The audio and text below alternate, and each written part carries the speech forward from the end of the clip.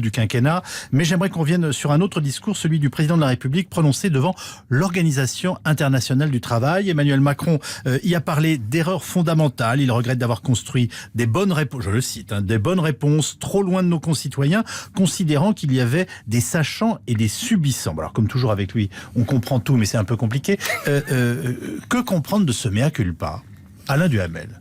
Je crois qu'il y avait... Bon, d'abord, il faut tenir compte du public auquel il s'adressait. Oui. Alors, bien sûr, le public était relayé, il n'ignorait pas. Mais enfin, l'OIT, c'est les représentants essentiellement des salariés pour améliorer la législation sociale dans la mesure du possible. Bon, donc, il y avait un ton social, ça, c'est une figure imposée. En réalité, moi, je vois deux objectifs. Le premier, c'est reconnaître à fond, cette fois-ci, tout ce qui tenait aux erreurs de communication et de psychologie dans ses rapports avec les Français. Bon, vous vous rappelez très bien les petites phrases, les attitudes, les postures, les incompréhensions et le mécontentement des gens qui avaient l'impression d'être malmenés, d'être méprisés, d'être lointains, regardés de haut, etc. Donc il y avait ça. Et l'autre chose qui alors, elle, est tout à fait différente, qui est d'une certaine manière plus substantielle, mais qui est d'une certaine manière aussi plus abstraite. C'est théoriser le modèle social français dont il rêvait, qui ressemble extraordinairement à celui qu'on appelait dans le temps le modèle rhénan, c'est-à-dire l'économie sociale de marché à l'allemande, qui était en gros libérale autant que nécessaire, sociale autant que possible. Donc là, vous nous dites qu'il y a une forme de mea culpa indéniable et en même temps, et en même temps une projection, voilà, une ambition dans l'avenir, une ambition idéologique. Ça vous touche, vous? Je ne ferai pas vous sentez concerné, blague grivoise à la Chirac, parce que justement, je pense à Chirac. J'ai trouvé que c'était un discours extraordinairement chiracien. C'est-à-dire, en gros, libéral social. Vous savez, Chirac disait toujours il n'y a pas assez de libéralisme en France et il y a trop de libéralisme dans le monde et il faut toujours protéger social. Il a fait un discours, alors je veux bien que ça soit devant l'OIT, je veux bien que ça soit devant les syndicalistes, mais enfin, je trouve que ça va de pair. Des syndicalistes, des patrons, enfin voilà. Absolument, absolument, des syndicalistes patrons, tout à fait. Et ça va de pair avec ce que j'ai déjà dit ici, c'est-à-dire le revirement, quoi qu'on dise, keynésien du quinquennat. Excusez-moi, il y a quand même au-delà de l'histoire de il m'a fait mea culpa. Bon, ça c'est bien. Oui. Bon, d'accord, mais sur le fond, il y a quand même une conjonction entre son discours et la nouvelle politique keynésienne, distribuer 17 milliards d'euros, c'est pas des cacahuètes, c'est pas rien. Donc c'est une inflexion majeure, c'est ça l'inflexion majeure, c'est pas le baratin ennuyeux qu'a sorti Édouard Philippe. Donc vous nous dites là, l'inflexion a déjà eu lieu, elle coûte 17 milliards et c'était la suite des Gilets jaunes. Exactement. Et je voudrais, pour dire, je finis Alain, 2 minutes, parce que je voudrais répondre à ce qu'a dit Alain. Une minute. Quand vous avez... Oh, du coup, je vous laissez pas faire. Oui, mais je sais. Voilà, il a une capacité à vous perturber. Je ne comprends pas que vous ne soyez pas forgé une... Oui, c'est vrai, je reconnais. Une carapace, c'est incroyable. Non, parce qu'avec son air sage, Alain Duhamel... Absolument, c'est un grand pervers. Exactement. Donc, non, pardonnez-moi. Ça, je n'en tire pas la conclusion. Non. Mais il est habile. Voilà. Et, bon, alors allez-y. J'ai perdu mon fil de... Allez-y. Bon, alors... je reprendrai après. Vous le perturbez, vous récupérez la parole. C'est une totale injustice. Et je suis complice de tout ça. Il s'agit de dire qu'au sein de la politique économique du gouvernement, il y a depuis les Gilets jaunes une inflexion, je vais vous dire oui. À partir du moment où cette inflexion est fondée sur ce qui va se traduire par de la relance par la consommation, c'est donc effectivement de nature keynésienne dans une politique qui auparavant était une politique de l'offre. Donc il y a cette inflexion et comme je suis toujours d'une bonne foi parfaite, je la reconnais cette inflexion. Donc elle existe bien sûr, mais il y a une autre dimension que d'ailleurs il avait déjà esquissé, vous le rappelez, dans le discours qui était la clôture du grand débat et qu'il a repris à Genève devant l'OIT de façon précise, qui est en gros le capitalisme, oui, le marché, oui, mais le capitalisme financier et ses dérives, je suis contre ce qu'il avait déjà dit. C'est du Chirac.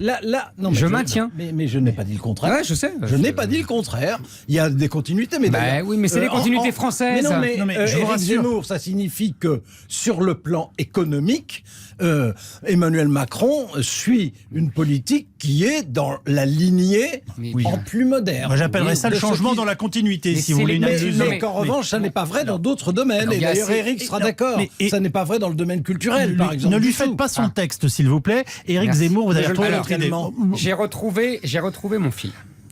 Je voulais répondre à Alain Duhamel sur le modèle rhénan. Quand il dit c'est l'imitation du modèle rhénan.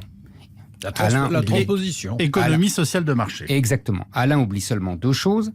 C'est que, un, le modèle rhénan est mort depuis longtemps, sous les coups de la mondialisation, et que deux, ce sont les Allemands eux-mêmes qui l'ont enterré, parce que depuis les réformes Schröder, le modèle rhénan a été remplacé par, au contraire, un modèle de compression de la consommation par une hausse des salaires très limitée. Et c'est une sorte d'évaluation interne, puisqu'ils ont joué de l'euro, c'est-à-dire comme on ne pouvait plus dévaluer, ils ont dévalué eux-mêmes. Je sais que tout cela est vrai. Mais c'est très important, parce que nous, on fait le contraire. On fait le contraire, puisqu'on balance 17 milliards. Non, ce que je veux dire, c'est que nous avons un modèle qui repose, pour moi, l'erreur majeure de la France depuis 30 ans. Et Macron l'aggrave cette fois. Je vais très vite. Nous avons un modèle qui ne produit plus rien. Nous avons une industrie qui représente 10% du PIB quand l'industrie allemande représente 20% de son PIB. C'est-à-dire que nous avons une industrie qui représente plus rien. Nous avons un système uniquement qui repose sur la redistribution. C'est pour ça que les impôts sont aussi lourds. C'est pour ça que les gens pèsent contre les impôts. C'est qu'on prend aux uns pour donner aux autres et pour que les autres consomment. Et hop, ça tourne. Et Macron aggrave ça alors qu'on ne produit plus rien et que nos industries se font bouffer par les étrangers. Alain Duhamel. Ça, si on avait le temps de faire un autre débat, on n'a pas le temps, vous le savez très bien. Extraordinairement simplificateur et à mon avis erroné. Non, j'ai le droit de penser ça. Non. Bon, si, Si, il a le droit de penser. Et même de le dire sur RTL. Bon, il est clair que ce qu'a expliqué Emmanuel Macron devant l'OIT est, pour simplifier les choses, plus à gauche que ce que font les gouvernements allemands depuis Schröder. Ça, c'est vrai, je ne dis pas le contraire. C'est différent. Alors, on peut trouver ça mal, on peut trouver ça bien, mais il trouve ça en incontestablement... retard et décalé. Mais Voilà, en tout cas, non, mais c'est différent. Et alors, l'idée de dire que parce que c'est différent par rapport à l'évolution de l'Allemagne, c'est donc archaïque alors que l'Allemagne serait moderne... Est-ce que j'ai dit ça? Non, mais moi, je pense le contraire. Et donc, comme je pense le contraire, je dis le contraire. Je ne savais pas que vous étiez keynésien, Alain Duhamel. Et surtout qu'il a été élu Macron sur l'inverse. Pardonnez-moi, il a été élu sur on va imiter le modèle allemand. Et vous l'avez soutenu à cette époque-là. Donc en fait, vous soutenez qui disent blanc, qui disent noir, vous soutenez Macron. C'est bien, remarquez, c'est pratique. Ça, c'est ridicule. Non. C'est le genre de procès que je ne vous fais pas. Ah oui, écoutez, c'est ce que je qu'en voulais règle dire. générale, en règle générale, vous vous soutenez tout seul. C'est gentil. Bon, mais ce que je veux dire, c'est que il s'agit d'une inflexion qui existe, qui est effectivement de nature keynésienne, au sein d'une politique qui reste néanmoins une politique de l'offre. Et d'ailleurs, il suffit de revoir de regarder de près ce qu'il y a dans le discours d'Édouard Philippe. C'en est la démonstration. Avant de nous séparer, juste une chose, on est clairement maintenant, et notamment avec ce discours de politique générale, et même si vous ne partagez pas la même analyse de fond sur ce qui est en train de se faire, on est tourné vers les municipales, c'est l'objectif? Un club pour Emmanuel Macron. Ça n'est pas l'objectif, c'est l'échéance. C'est l'échéance. Oui, c'est l'échéance. Je pense que ça n'a pas grand-chose à voir. Bien sûr, mais c'est pas l'objectif. Non, là je suis d'accord. Il y a dans le discours de Philippe, qu'on soit d'accord ou pas, d'ailleurs, il n'y a pas de raison d'être d'accord avec chacune des mesures qu'il propose, ou l'inverse, mais ce qui a des conséquences économiques directes, c'est d'une part une inflexion sociale de relance par la consommation, mais d'autre part la poursuite de ce que... Il n'y a plus de politique de l'offre, Alain Duhamel. D'autre part, la poursuite de ce qui a été commencé avec la réforme de la SNCF ou du Code du travail, c'est-à-dire, par exemple, ce qui se prépare, qui d'ailleurs va faire des histoires, sur l'assurance chômage, ou surtout ce qui se profile sur les retraites, qui est dans la même logique. Alain Duhamel nous dit que... logique. C'est le en même temps. Il y a une politique de l'offre et politique de la demande. C'est n'importe quoi. Mais non, vous êtes assez intelligent pour comprendre qu'il peut y avoir une politique avec, à l'intérieur, des inflexions, des moments, des étapes. Mais là, il y a deux politiques contradictoires, Alain, excusez-moi. quoi. Mais le Non, propre... mais de- la non, mais politique le- on apprend ça en première année de Sciences Po. Éric de Bonnefoy, Oui.